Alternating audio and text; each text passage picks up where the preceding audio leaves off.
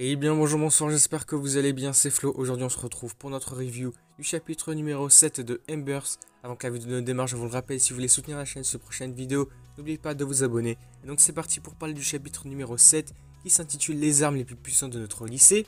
La dernière fois, on se souvient, on s'était laissé sur un très bon chapitre, retraçant quelque part le passé au travers de flashbacks et les traumatismes du personnage de Takami. On a pu avoir aussi une part de développement du personnage justement, ce qui nous avait montré avoir un talent incroyable, le potentiel de Takami. Il avait fait une retournée en l'air comme ça sur le ballon, vraiment c'était juste incroyable, il a mis un but, donc faisant remonter son équipe avec un score de 1 partout, c'était juste incroyable, vraiment c'était magnifique. Du coup là le chapitre va reprendre la suite directe du précédent, et on voit directement ici que le schéma, tout simplement la tactique de Takami de Aitani est en train de se reproduire, puisque à chaque fois que Inanaki récupère le ballon, qu'il passe à l'attaque, Aitani arrive pour le bloquer, l'empêcher d'avancer, récupérer le ballon, offre une passe vers Takami, et donc le schéma, le cycle se poursuit. Donc c'est ce que vont dire les coachs, ils vont dire mais quoi, Inanaki a finalement zéro option de passe, il ne peut rien faire, il se retrouve tout seul, et donc là on a Aitani qui est là, qui l'empêche d'avancer, qui le défend grâce à ses purs réflexes, et donc il peut arrêter tous ses contres, et eux justement de leur côté, ils peuvent contrer, faire une contre-attaque, avec une passe vers Takami, et là c'est juste fou parce que Takami récupère même pas la passe, il fait directement une reprise de volée. C'est juste magnifique, vraiment, on voit le talent de Takami justement ici encore une fois de plus. Vraiment, c'est juste incroyable. Là, on va avoir un petit moment assez fun, humoristique, je pense aussi, parce qu'on a les deux joueurs qui commencent à s'engueuler un petit peu. On a d'un côté Aitani qui est là pour empêcher Inanaki d'avancer, donc il fait des passes vers Takami. Mais justement, Takami va l'engueuler à propos de ça, parce qu'il va dire « Mais c'est quoi ces passes là? C'est complètement impossible à tenir, on peut pas récupérer ça, tu tires n'importe comment. » Aitani lui dit mais remercie-moi quand même, je t'envoie le ballon du bon côté du terrain quand même, donc tu peux la récupérer. À la suite de cette petite engueulade, on voit que le personnage de Inanaki face à tout ça va se dire mais allez, perdez pas espoir, on va continuer d'attaquer pour essayer de gagner. Mais on voit que l'un des défenseurs de l'équipe A commence à laisser tomber parce qu'on voit que le score est de 1 à 4 pour l'équipe B, donc pour l'équipe de Aitani et puis de Takami. Je vous avoue qu'ici que quand j'ai vu le chapitre pour la première fois, j'ai éclaté de rire, je m'attendais pas à ce qu'il se fasse exploser comme ça. 4 à 1, vraiment c'est énorme. Et voilà maintenant, donc le match est bel et bien terminé, donc sur le score de 4 à 1. Je suis choqué, je pensais pas que l'équipe A allait se faire exploser comme ça. Et ici ce qui est vraiment intéressant de noter, c'est que pour la première fois, comme Aitani va le dire, c'est sa première victoire en fait, c'est vraiment la fois où il a vraiment gagné avec ses capacités propres et puis justement avec la stratégie qu'ils ont pu mettre en place avec Takami. Là c'est vraiment pas mal intéressant. Maintenant après le match, la coach va faire le point sur quels sont les joueurs qui ont été retenus, donc ceux qui vont intégrer l'équipe A. Nous verrons dans un premier temps donc le premier joueur sur les trois, il s'appelle Shunsuke Kamegai, donc là je crois que c'est potentiellement le frère de l'autre personnage qu'on avait vu la dernière fois. Je connais plus son nom en fait, il s'appelle Kamegai aussi, mais j'ai plus son prénom. En tout cas c'est peut-être des frères, je pense que ça doit être ça. Mais ce personnage là donc qui était le défenseur, il va bel et bien rester dans l'équipe A. Il est gardé grâce à ses compétences, on l'a vu, de défenseur. Il arrivait bien à empêcher tout simplement Takami d'avancer. Il avait une bonne défense tout simplement, c'était pas mal. Donc maintenant nous avons les deux derniers joueurs à ex-aequo, donc à égalité, Takami et puis Aitani. Et là, ce qui est complètement surprenant, c'est que c'est vrai, on l'a peut-être oublié sur le moment, mais Inanaki, à la base, il était dans l'équipe A. Et là, on se rend compte qu'il n'est même pas retenu. C'est-à-dire qu'en quelque sorte, il est exclu de l'équipe, il n'est plus retenu, il ne va plus jouer. Même lui, il est choqué, il va dire, mais c'est quoi ce délire, coach? Mais comment vous pouvez faire ça? C'est quoi ce bordel finalement? Il est complètement choqué de ça, il n'est pas content, on va dire. Là, on voit que tout le monde est un peu surpris de sa réaction, parce qu'on voit qu'il n'est pas content forcément. Mais là, la coach, elle va lui lancer un regard de malade, elle va lui dire, mais si tu n'es pas prêt à partager ton savoir ou à aider tes coéquipiers, alors on n'a pas besoin de toi.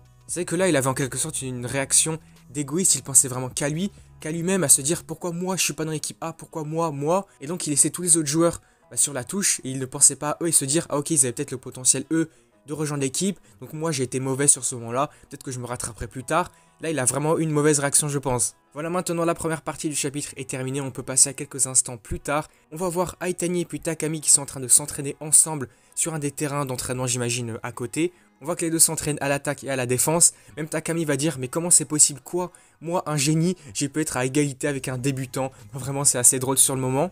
En face, on a Aitani qui va faire un petit discours vraiment pas mal intéressant sur sa personne, sur son évolution, sur son passé aussi.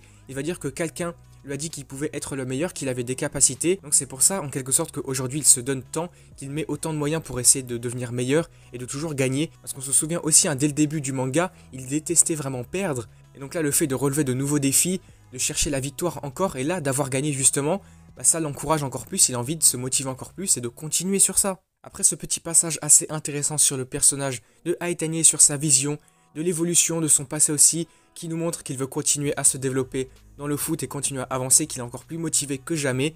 On va retrouver le personnage donc de Takami à ses côtés. On a également la coach de l'équipe A tout simplement. Et là ça va être pas mal intéressant. Donc sur cette fin de chapitre on a un petit cliffhanger.